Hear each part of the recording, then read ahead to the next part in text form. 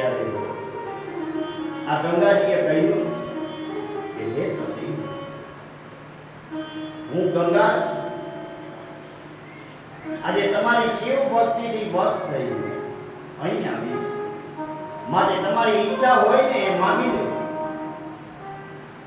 સત્ય પ્રણામ કર્યા અને કહ્યું કે જો તમે પ્રસન્ન થયા હોય તો હમણાં મને પાણી આપો. આજે ગંગાના કહેવા અનુસાર અનસુયાએ ત્યાં એક ખાડો કર્યો. તરત જ ગંગાજી જળરૂપ બની એક ખાડામાં પ્રવેશી ગયા. અનસુયાએ એમાંથી જળ ગ્રહણ કર્યું અને પછી ગંગાને ફરીથી પ્રણામ કરીને કીધું કે મારા સ્વામી અહીં આવે ત્યાં સુધી આપ અહીંયા બિરાજમાન રહેજો.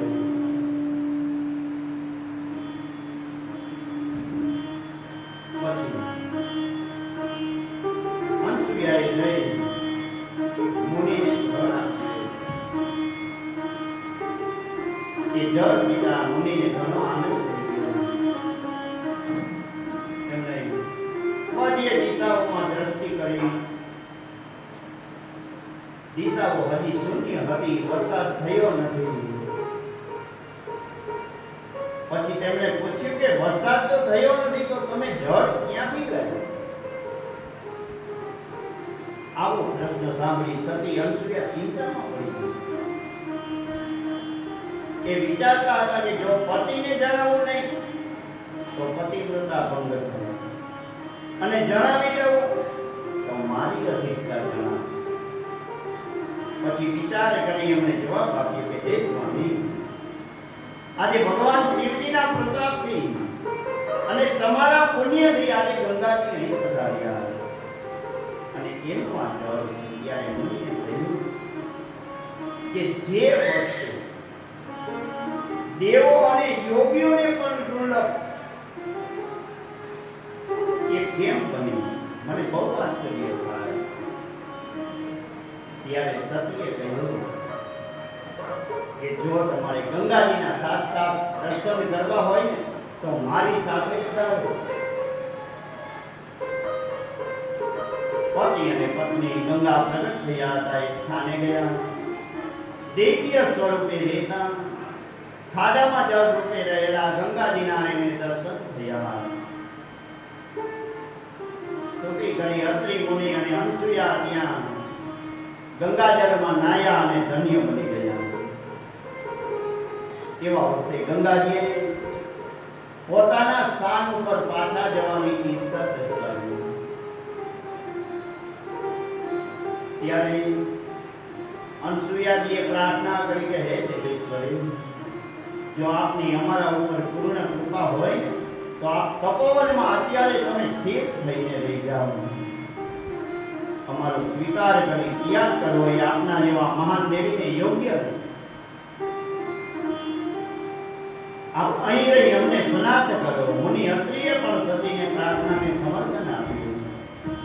ત્યારે ગંગાજી કહે કે સાંભળ અનસુયા, જો તમે તમારા પવિત્રતાનો અને ભગવાન શિવજીની પૂજાનું 1 વર્ષનું મને ફળ આપી દો ને તો હું અહીંયા રોકાઉં.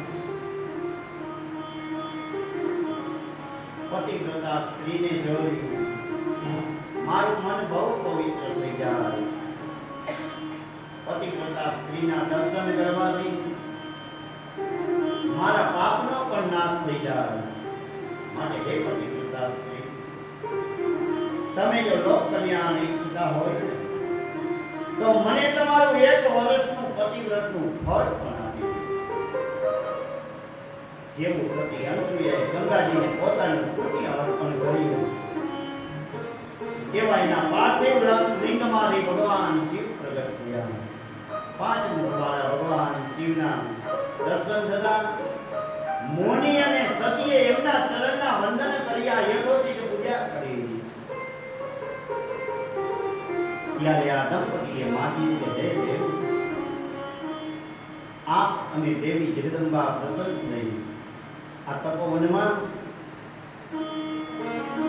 નિવાસ કરજો એવી અમારી પ્રાર્થના. ભગવાન શિવજીએ તથાસ્તુ કહ્યું છે અને પછી ભગવાન શિવ એ પાર્થિવ શિવલિંગની અંદર અદૃશ્ય થઈ ગયા. અને આ પાર્થિવ શિવલિંગ પછી ત્યાં અત્રીશ્વર નામે પ્રખ્યાત થયું.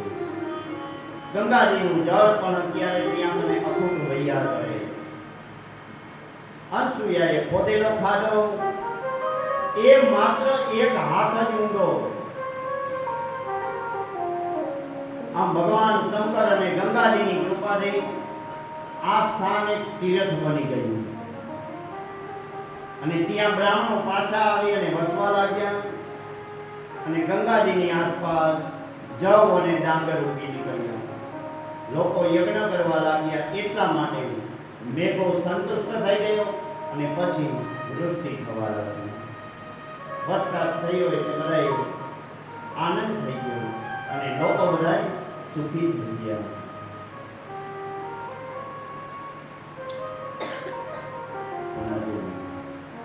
અનસુયા મુનિને કહે કે આજે માગવાથી કાંઈ મળતું નથી, પણ જો આપણું પુણ્ય ભેગું થયું હોય ને તો આપમેળે આવી જાય. ત્યાં કોઈ પણ વસ્તુ ગોતવા જવાની જરૂર જ નથી. મારે આ પુરુષોત્તમ મહિનામાં કથા કરવી પણ ગોતવા જવાની જરૂર જ ન પડી. આપોઆપ બહારથી કથા આવી ગઈ. આપણું પુણ્ય હોય ને તો મળે. અને આ કથા કઈ વેચાણનું સાધન નથી અને ગોતવાનું જવાની હોય. કથા આપણી અંદર પુણ્ય પ્રાપ્ત થાય તો જ કથા મળે. પણ અત્યારે કથા એક કમાવાનું સાધન, ગોતવા જવી પડે. આપણે કેવું પડે કે તમે કથા કરાવો. પણ આજે વરસાદ થવાની બધાય આનંદ થઈ ગયો. સુતજી રહ્યું અત્રીશ્વરનું માધવ કઈ સમજાવ્યું અને કહેવા લાગ્યા કે હે મુનિઓ, નર્મદા નદીના કાંઠે અસંખ્ય આવા શિવલિંગો માત્ર મુખ્ય શિવલિંગ તમને પોતે સાંભળો કે આર્તેશ્વર એવા સુંદર નામવાળું શિવલિંગ કે પાપનો નાશ કરવા વાળું અને હનુમાનજીએ સ્થાપેલા મહાકપિલેશ્વર દેવ પણ ત્યાં બિરાજેલા. આ ઉપરાંત બ્રહ્મ હત્યા જેવા મહાપાપને હરનાર આ નંદિકેશ્વરનું જે પરમ શ્રદ્ધાથી પૂજા કરે એ સર્વ સિદ્ધિઓ પ્રાપ્ત થઈ જાય અને અંતકાળે મોક્ષ મળી જાય. ત્યારે આ મુનિઓ પૂછવા લાગ્યા કે નંદિકેશ્વરનું આવું મોટું માતમ કેવી રીતે કહેવાય એ કઈ સમજાવું. સુતજી કહે છે કે હે મુનિઓ, આજે મેં જે સાંભળ્યું એ હું તમને કહું કે નર્મદાના પશ્ચિમ કિનારે કરણીજી નામની એક નગરી, એમાં ચારેય વર્ણના લોકો રહે. એક ધર્મનિષ્ઠ બ્રાહ્મણ હતો. એને કાશી જવાની ઈચ્છા થઈ એટલે બે પુત્રોની તથા ધનની સોંપણી એ પોતાની પત્નીને કરી અને પછી એ કાશી ગયો. દેવીઓ એ પવિત્ર બ્રાહ્મણનો દેહ કાશી નગરીમાં છૂટી ગયો અને એ શિવલોકમાં ચાલ્યો ગયો. બ્રાહ્મણના મૃત્યુના સમાચાર મળ્યા એટલે એના પુત્રોએ મૃત્યુ પછીનું કાર્ય કર્યું અને આ બ્રાહ્મણીએ પણ પોતાની આજીવિકા માટે થોડુંક ધન રાખ્યું. બાકીનું જે ધન કાંઈ હતું એ બંને દીકરાને આપી દીધું. સમય જતા બ્રાહ્મણી પણ માંદી પડી. એને ગમતા નહોતું કરેલું, પરંતુ એની માંદગી દબાવવા લાગી. જલ્દીથી પ્રાણ છૂટ્યા. એનું દુઃખ જોયું આજે પુત્રોએ વિચાર કર્યો કે મારી માની કોઈ ઈચ્છા અધૂરી રહી ગઈ હોય એટલે દીકરાએ પૂછ્યું કે માં, તારી જે કાંઈ ઈચ્છા હોય ને મને કહ્યું. ત્યારે માએ કીધું કે સાંભળ દીકરા, મારા મનની એક ઈચ્છા મોટામાં મોટી હતી કે મારે કાશી જવાની ઈચ્છા હતી, પણ એ પૂરી તો આજે હું તમને એક વાત કહું કે આજે જો મારો દેહ છૂટી જાય અને મારા અસ્થિ તમે ગંગાજીમાં પધરાવાનું મને વચન આપો ને તો સુખેથી મારો જીવ નીકળી જાય. અને હું તમને વરદાન આપું કે તમારું કલ્યાણ થઈ જાય. મોટા દીકરાનું નામ સમાદર હતું. એ ઘણો વિચારવાન ધાર્મિક દીકરો હતો. એને પોતાની માને કહે છે, માં તારું કહ્યું અવશ્ય કરીશ. આટલું કહી અને એની માને ઘર આપ્યું. માને સંતોષ આપી અને શિવ સમરણ કરતા કરતા એની માએ દેહ છોડી દીધો.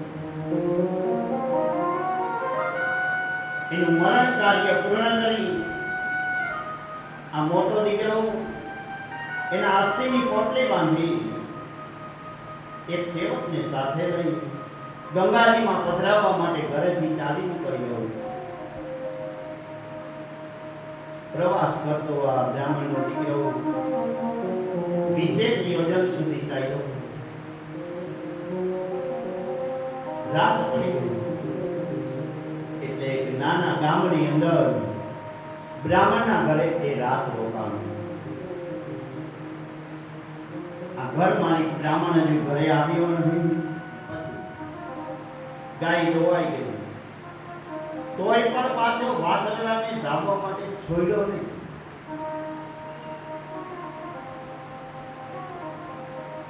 આજે આ બ્રાહ્મણના વર્તનથી દુઃખી થઈ અને ગાય રડવા લાગી.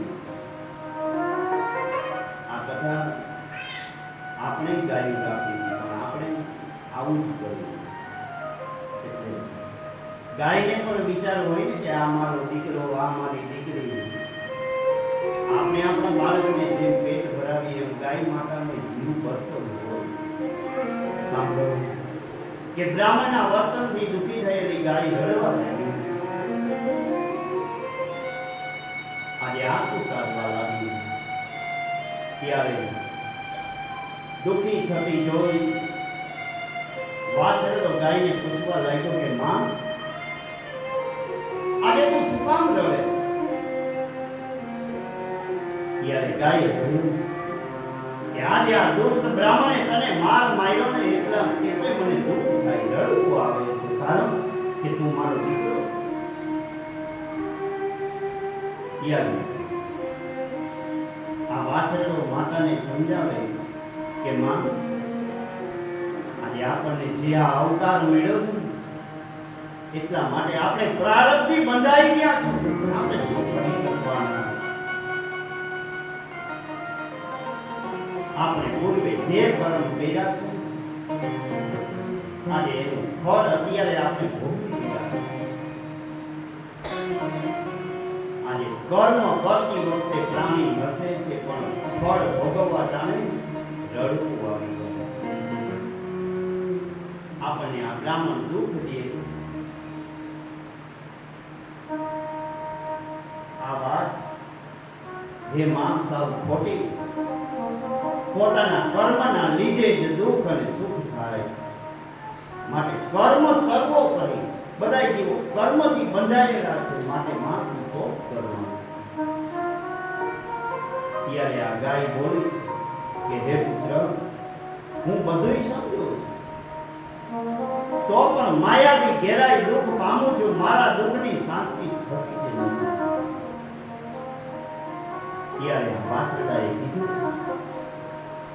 કે આજે તું બધુંય સમજે તો પછી શું લડે? સાની રીતે. ત્યારે આ ગાયે એક નિશાસો નાખી દીધો અને બોલી કે મને આજે જેવું દુઃખ થાય છે ને એવું દુઃખ જ્યારે આ બ્રાહ્મણને થાય ને ત્યારે મને સંતોષ થાય.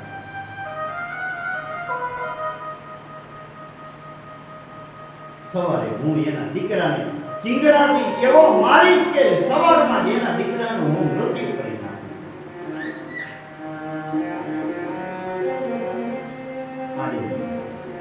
ગાય વાછરડાને કહે છે કે તું આ વાત નક્કી માનજે, હું સવારમાં એને મારી નાખીશ.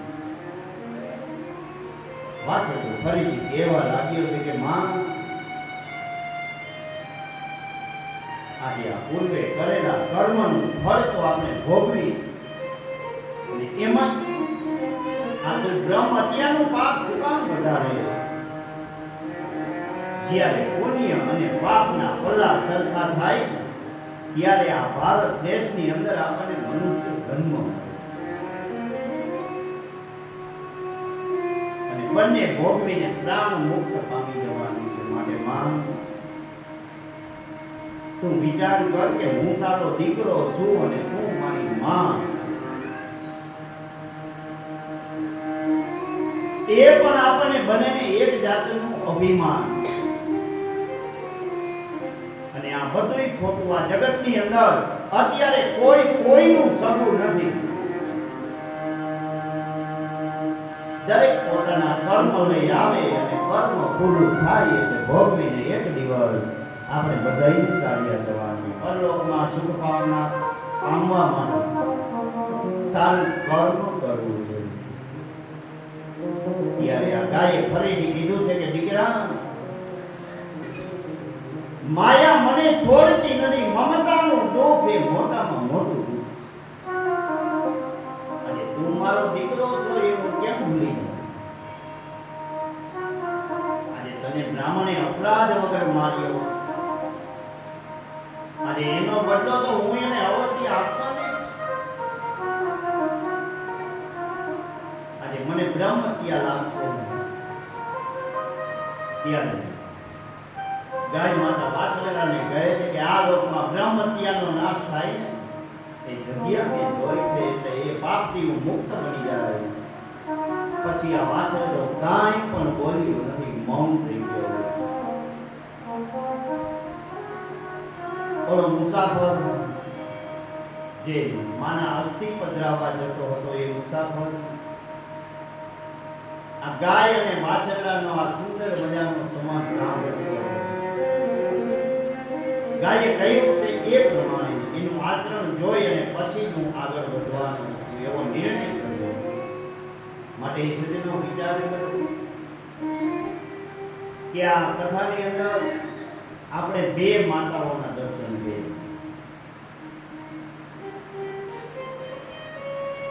બ્રાહ્મણીય પુત્રોને મોટા કર્યા પણ એના મનમાં કાશીની યાત્રા કરવાની ઈચ્છા અપૂર્ણ રહી ગઈ. એટલે એના પ્રાણ જલ્દી નીકળતા ન હતા. આને એક જાતની વાસના કહેવાય. એના પુત્રે એના અસ્થિને ગંગામાં પધરાવવાનું વચન આપ્યું. આ માના સ્થૂળ શરીરની મુક્તિ કરાય. તો આ ગાયને પોતાના વાછરડા પ્રત્યે મમતા એટલા માટે વાછરડાને મારનાર બ્રાહ્મણ સામે વેર લેવા માટે આ ગાય માતા તૈયાર થઈ. આ વાછરડો સમજાવે પણ માતાને થયેલો મૌન એને જ્ઞાન થવા દેતું નથી. અને જો આ ગાય માતાની અંદર એક વિશિષ્ટતા છે. એ જાણે છે કે બ્રાહ્મણના પુત્રની હત્યા કરવાથી આ લાગેલું પાપ એ ક્યાં નાશ કરી શકાય. એટલે એને એવા પાપ થવાનો કોઈ ભય નથી. ભગવાન શિવજીની કૃપાથી એક જ સ્થિર સ્થાને આ ગાયનો પાપ હરી લીધેલો અને આ બ્રાહ્મણીને પણ દિવ્ય દેહે શિવલોક આપેલો.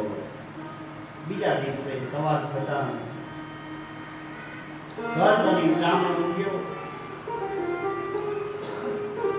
ત્યારે એને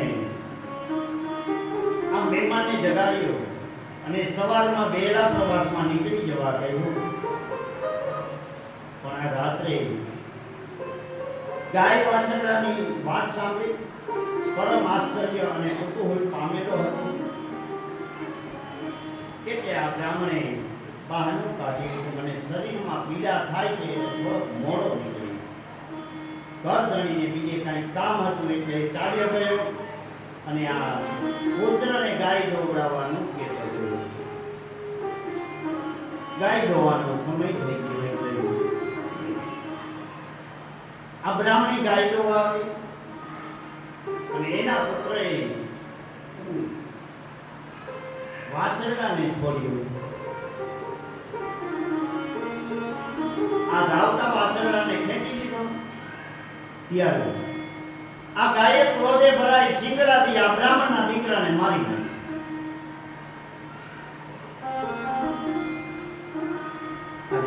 મર્મસ્થાનમાં વારવાથી મૂર્છા પામી, એ દીકરો મરણ પામી ગયો. લોકો બધા ભેગા થઈ ગયા, મોટો દેખાડો થઈ ગયો, માતા રડવા લાગી અને એને ગાયને બહુ જ મારી અને ઘરની બહાર કાઢી મૂકી. આ ગાય તરફ જોઈ બધાને આશ્ચર્ય થઈ ગયું. આ ગાયનો રંગ ફરી ગયો. દૂધ જેવો સફેદ માન હતો, પણ આ બ્રાહ્મણની હત્યા કરી એટલે ગાયનો રંગ શ્યામ થઈ ગયો. શું કામ? કે આ ગાયને પણ બ્રહ્મત્ય લાગી. આ બધી જમાનામાં પેલો મુસાફર બ્રાહ્મણ અને તેનો સાથી ઘર બહાર નીકળીને ગાયની પાછળ ચાલવા લાગ્યા. ગાય તો પૂછડું ઊંચું કરી દોડતી દોડતી નર્મદાના કિનારે નીકળી ગઈ. ત્યાં આવી નંદિકેશ્વર પાસે આવી અને નર્મદાના જળમાં 3 વાર ડૂબકી મારી. એટલે એનો વાન અગાઉની માફક સફેદ બની ગયો. આ બ્રાહ્મણ એ જોઈને પરમ વિસ્મય પામી ગયો. એ તીર્થસ્થાને તેણે પણ તેના સેવકને અને એના સેવકે પણ સ્નાન કરી તીર્થના ગુણગાન કરતા બંને ચાલ્યા. એટલામાં એક સુંદર સ્ત્રીના દર્શન થયા. આ સ્ત્રીએ પૂછ્યું કે હે બ્રાહ્મણ, તમે ક્યાં જાઓ છો? ત્યારે આ બ્રાહ્મણે પોતે કાશી તરફ પોતાના માતાના અસ્થિ લઈ અને ગંગાજીમાં પધરાવવા માટે જાઉં છું એ વાત કરી. આ સ્ત્રીએ એને કીધું કે હવે તમારે કાશી જવાની જરૂર નથી. જે સ્થળ હમણાં જોયું ત્યાં જ તમારી માતાના અસ્થિ પધરાવી દો. આમ કરશો એટલે તારી માતાને દિવ્ય દેહ પ્રાપ્ત થઈ જશે. માટે હે બ્રાહ્મણ, વૈશાખ મહિનાની સુદ સાતમનો શુભ દિવસ આવે ત્યારે સાક્ષાત ગંગાજી અહીંયા આવે અને આજે એવો ઉત્તમ દિવસ છે. આટલું કહી કે સ્ત્રી સ્વરૂપે પધારેલા ગંગાજી અદૃશ્ય થઈ ગયા. બ્રાહ્મણ પાછો ફર્યો અને પોટલીમાંથી માતાના અસ્થિ કાઢી તીરથમાં જેવા પધરાવ્યા. એટલામાં જે બન્યું એનાથી આશ્ચર્યનો પાર લયો નહીં. એને એની માતાને દિવ્ય દેહે જોઈ અને માને નમસ્કાર કર્યો. માતાએ એને આશીર્વાદ આપ્યા કે હે દીકરા, તને ધન્ય છે. આજે તો ત્યાં આખા કુળને પવિત્ર કરી દીધો. તારા ધન ધાન્ય આયુ યશ વૃદ્ધિ પામશે. પછી માતાનો દિવ્ય દેહ શીઘ્ર પુત્રથી પ્રયાણ કરી ગયો અને બ્રાહ્મણીનો એ પુત્ર કૃત્ય બની અને ઘરે પાછો ગયો. તો આ નર્મદા કિનારે આવેલા નંદિકેશ્વર તીર્થની આવી આશ્ચર્યકારક કથા સાંભળી એટલે મુનિઓ બધા કહેવા લાગ્યા છે કે હે સુતજી, આ નર્મદા નદીની અંદર ગંગાજી શું કામ આવે? ત્યારે સુતજી કહે કે હે મુનિઓ, હું એક પુણ્ય વધારવા વાળું આખ્યાન કહું તે સાંભળો. કોઈ એક બ્રાહ્મણની કન્યા ઋષિકા નામની હતી. એ ઉત્તમ વ્રત કરવા વાળી હતી. દેવ યોગે તે પરણાવ્યા પછી તરત જ બાળ વિધવા થઈ. ધાર્મિક વૃત્તિની હોવાથી અને પોતાનું મન શિવ પૂજનમાં તોડી દીધું અને બ્રહ્મચર્ય વ્રત પાળી પાર્થિવ પૂજા કરે. તો આજે મૂઢ નામે એક સુંદર, આ મૂઢ નામે એક અસુર એને જોઈ અને મોહ પામી ગયો.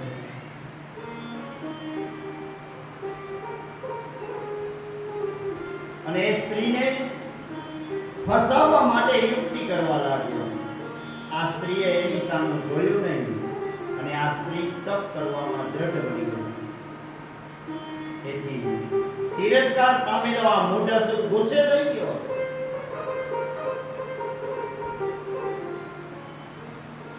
અને તેને દુષ્ટ વચનો કહી ભય પમાડવા લાગ્યો. ત્રાસ પામેલી બ્રાહ્મણીએ શિવનો જ આશ્રય લીધો અને રક્ષણ માટે ભગવાન શિવજીના શરણે ગઈ. આ શંભુ તો શરણાગત ભક્ત વત્સલ ભગવાન છે. બ્રાહ્મણીની આર્તવાણી સાંભળી ભગવાન શિવ પ્રગટ થયા. અસુરોને બાળી અને ભસ્મ કરતી થઈ. પછી બ્રાહ્મણીને કહ્યું કે હે દીકરી, તું વરદાન માંગ ત્યારે. આ ઋષિકા બોલી કે હે દીનબંધુ, તમે મારું રક્ષણ કર્યું, દુષ્ટ અસુરનો નાશ કર્યો, તો મને આપની અવિનાશી ભક્તિ આપો. હે ભગવાન, લોકો ઉપર ઉપકાર કરવા આપ અહીં સ્થાયી થઈને રહો એવી મારી વિનંતી. ભગવાન શિવજીએ તથાસ્તુ કહ્યું.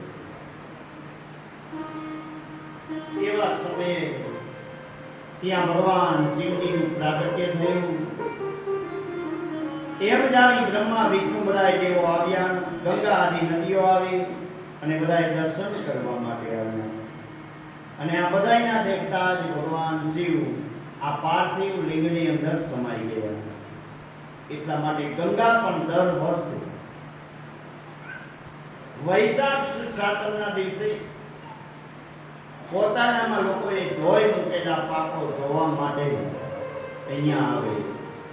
એટલા માટે તીરથમાં એ દિવસે ગંગાનો વાસ હોય. લોકો પોતાના પાપોનો નાશ કરવા અને કલ્યાણની ઈચ્છા માટે ત્યાં જાય. એટલે સુતજી કહેવા લાગ્યા કે હે મુનિઓ, આજે આ પશ્ચિમ સમુદ્રના કિનારે આવેલા મહાદેવીય શિવલિંગની કથા સંભળાવો. તો પશ્ચિમ સમુદ્રના તીરે અનેક ભગવાન શિવજીના સ્થાનો આવેલા. એમાં ઉત્તમ એવું ગોકર્ણ કહેવાય. અસંખ્ય શિવલિંગો, અસંખ્ય તીર્થ આવેલા.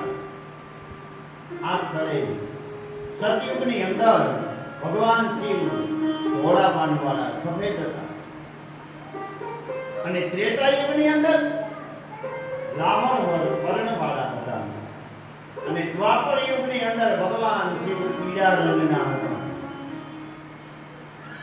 અને અત્યારે આ કળિયુગ આવ્યો એટલે ભગવાન કાળા થઈ ગયા. સાતેય પાતાળોના દ્વારો દબાવી દેનાર બળવાન હોવાથી શંકર મહાબળ કહેવાના. પવિત્ર નક્ષત્રના દિવસે આ ગોકર્ણ તીર્થની અંદર જઈ જે મનુષ્ય આ મહાબળનું પૂજા કરે તે નક્કી રુદ્ર પણ પામી જાય, એમાં કોઈ શંકા નથી. આજે આ રાવણ એ ઘોર તપ કરી શિવલિંગ મેળવી અને જઈ રહ્યો હતો. ત્યારે એની પાસેથી પોતે જ ગણનાયક બની અને ત્યાં સ્થાપના કરાવેલી હતી. ભગવાન શિવજીને પ્રસન્ન કરવા મહાબળમાં ચારેય દ્વારો ઉપર જુદા જુદા દેવો હંમેશના માટે હાજર રહે. આ ગોકર્ણમાં રહેલા મહાબળ શિવલિંગની પૂજા જો મહાવદ 14 એટલે કે મહાશિવરાત્રી, મહાશિવરાત્રીના દિવસે કરેલી હોય તો એ આપણને મુક્તિ અપાવી દે. માટે હે મુનિઓ, એક ચાંડાલી પણ મહાશિવલિંગની પૂજા કરી ઉત્તમ શિવલોકમાં ગઈ. આજે એવી જો ચાંડાલ શિવલોકમાં જાય તો બીજા વર્ણ અને ભક્તો જાય એમાં શું નવાય? ત્યારે મુનિઓએ સુતજીને કહ્યું કે ચાંડાલીની કથા સંભળાવો. સુતજી કહે કે હે બ્રાહ્મણો, આ પરમ અદ્ભુત કથા ભક્તિપૂર્વક સાંભળજો. કે આ ચાંડાલી પૂર્વ જન્મની અંદર એક બ્રાહ્મણની દીકરી હતી. એનું નામ સૌમિની હતું. ચંદ્ર જેવા ઉજ્જવળ સુંદર મુખવાળી આ કન્યા યુવાન થઈ એટલે એના પિતાજીએ એના લગ્ન કર્યા. પતિ સાથે લાંબો સમય આનંદમાં ગુજાર્યા પછી દેવ યોગે એનો પતિ મરણ પામ્યો. પતિ મરણ પામ્યો એ ખેદ પામી ગઈ. એની બુદ્ધિ ભ્રષ્ટ થઈ.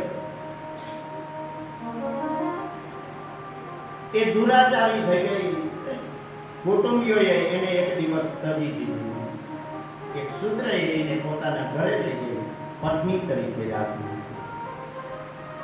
એકવાર આ શૂદ્ર એને માંસાહારી અને મદિરા પીતી કરતી હતી અને એને પુત્ર થયા. દેશની અંદર કાંઈ પણ વિચાર કર્યા વિના એને ગાયના વાછરડાને તલવાર વડે મારી નાખ્યો. અને જ્યારે એ મરેલા વાછરડાને લઈ અને ઘરમાં ગઈ ત્યારે વાછરડો જોઈ એનાથી સીન જીવન બોલાય. પછી માંસાહારી લાલ એ સ્ત્રીએ વાછરડાનો આહાર કર્યો.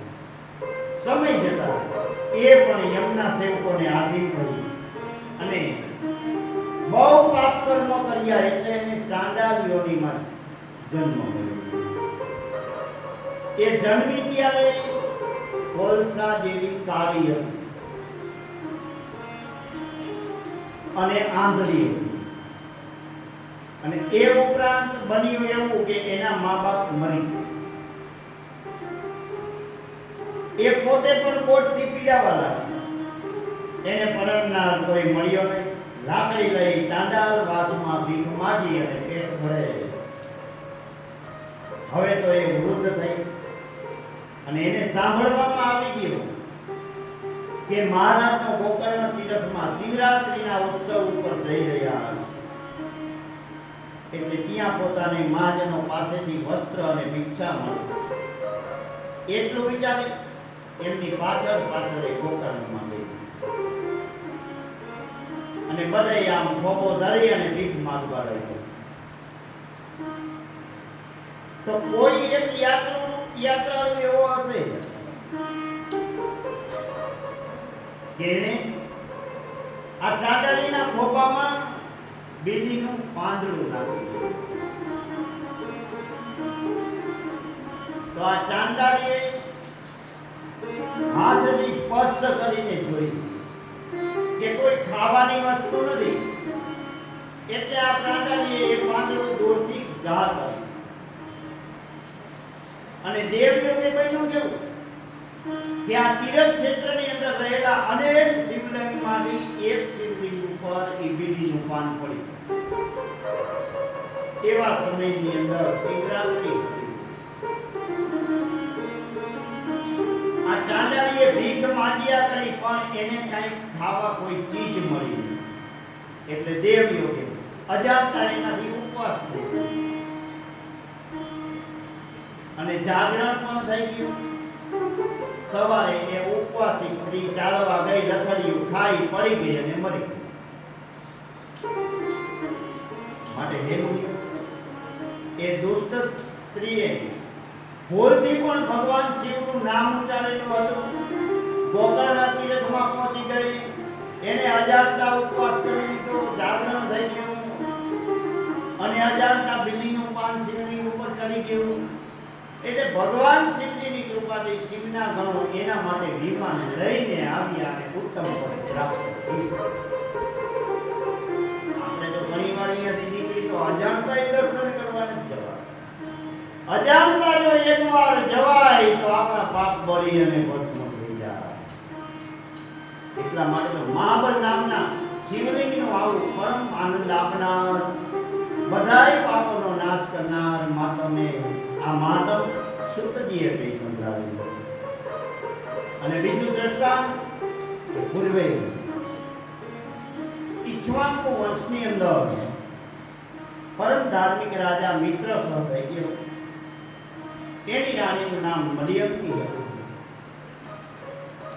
રાજાને મૃગલા રમવાનો ઘણો શોખ. એકવાર એ સૈન્ય સહિત જંગલમાં ગયો મૃગ્યા રમતા રમતા એને એક મહાદુષ્ટ દૈત્ય કમઠને મારી નાખ્યો. પછી એ દૈત્યનો નાનો ભાઈ ભારે કપટી હતો. એને વિચાર્યું કે હું રાજા ઉપર કપટ કરી અને વેર મારી. આમ વિચારી એ દૈત્ય સેવકનું રૂપ લીધું અને એક રાજાનો સેવક બની ગયો અને રસોડામાં કામ કરવા લાગ્યો. એના કર્મથી પ્રસન્ન થઈ રાજાએ એને પોતાના રસોડાનો અધિપતિ બનાવી દીધો. નગરીમાં આવ્યા પછી રાજાએ તેના પિતાની શ્રાદ્ધ વિધિના દિવસે બ્રાહ્મણોને ભોજન માટે નિમંત્રણ આપ્યું. ગુરુ વશિષ્ઠને પણ નિમંત્રણ આપ્યું. ભોજન કરવા બેસાડ્યા. એવા સમયે આ ઓલા કપટી દૈત્યે રસોડામાં માણસનું માંસ રાંધી અને બ્રાહ્મણોને પીરસ્યું. જો આ ગુરુ વશિષ્ઠ એ જોઈને રાજા ઉપર ગુસ્સે થઈ ગયા. રાજાને શ્રાપ દીધો કે તે કપટ કરી અમને અભક્ષ્ય માંસ પીરસ્યું છે, માટે તું રાક્ષસ થઈ જા. આ વશિષ્ઠે જ્યારે જાણ્યું કે આ કાર્યની અંદર રાજા દોષિત નથી પણ પેલો રસોડાનો ઉપરી દોષિત છે, ત્યારે આ ઋષિએ રાજાના શ્રાપની અવધિ ચૂકાવી અને 12 વર્ષની કરી અને સામો શ્રાપ દેવા તૈયાર થયેલા રાજાને આ રાણી મણિયંતીએ વાર્યો એટલે એને અંજલિમાં લીધેલું જળ પોતાના પગ ઉપર છોડી દીધું. એટલે એના પગ કાળા થઈ ગયા. એટલે એનું નામ કલમાસ પાડવામાં આવ્યું. આ ગુરુદેવના શ્રાપ અનુસાર આ રાક્ષસ બનેલો રાજા કલમાસ પાદ જંગલમાં ઘૂમી ઘોર કૃત્યો કરવા લાગ્યો.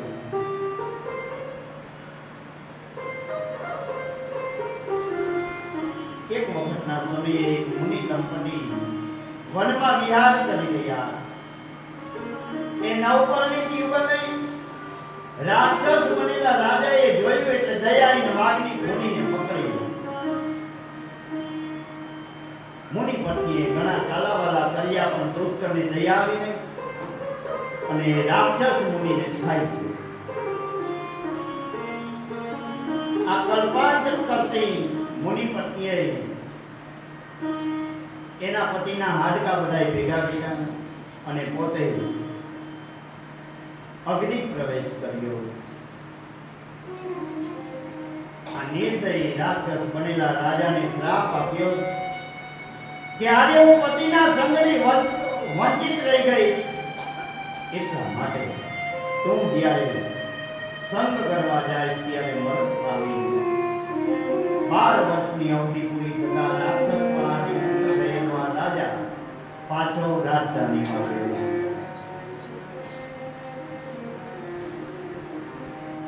આ બ્રાહ્મણીના શ્રાપની વાત એણે રાણીને કરી.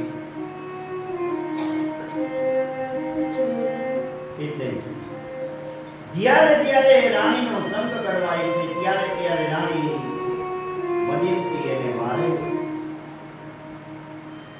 રાજાને સંતાન હતું નહીં એટલે અંતે કંટાળી એ રાજ્ય છોડી અને વનમાં ચાલી ગયો.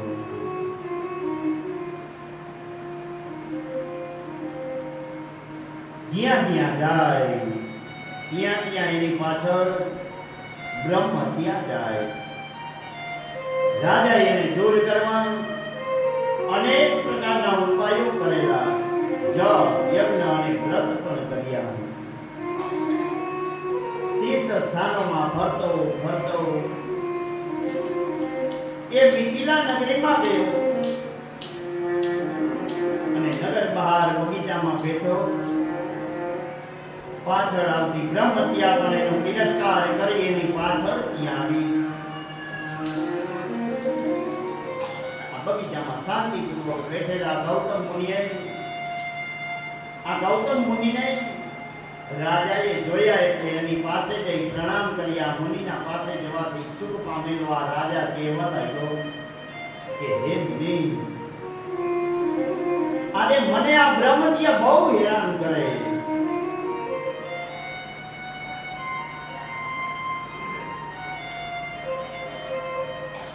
અને મને ક્યાંય શાંતિ નથી. મેં ઘણા બધા ઉપાય કર્યા પણ મને શાંતિ મળતી નથી, કારણ કે મેં બ્રહ્મ હત્યા કરેલી. માટે છૂટવાનો કોઈ ઉપાય બતાવો. ત્યારે મુનિ ગૌતમ કહે કે રાજા, તું કેમ ભૂલી ગયો કે બધાયનું શાસન કરનાર આ સૃષ્ટિમાં એક જ દેવ ભગવાન શિવ.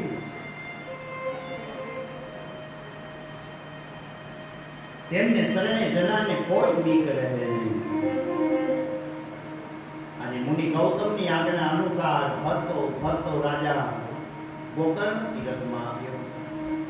તીરથમાં બરાબર સ્નાન કર્યું એટલે એના પાપના બધાય ઢગલા હોવાઈ ગયા.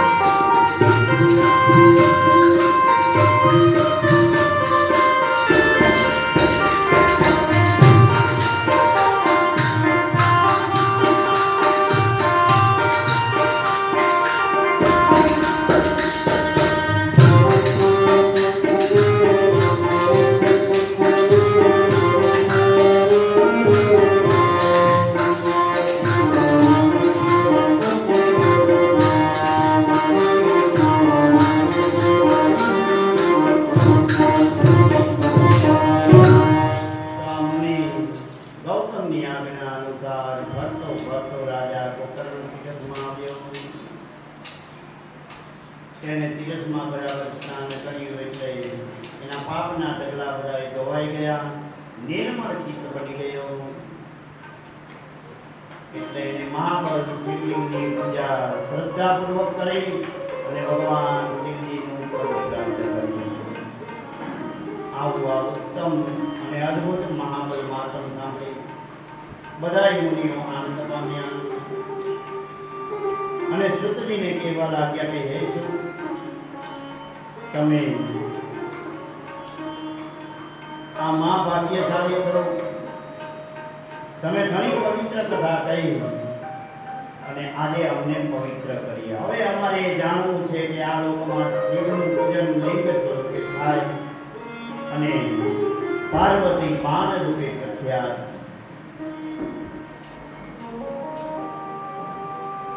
તો આ પૂજન કરવાનો આરંભ ક્યાંથી થયો એ મને કહો. પૂર્વે દારૂવનની અંદર ઉત્તમ ઋષિઓ રહેતા.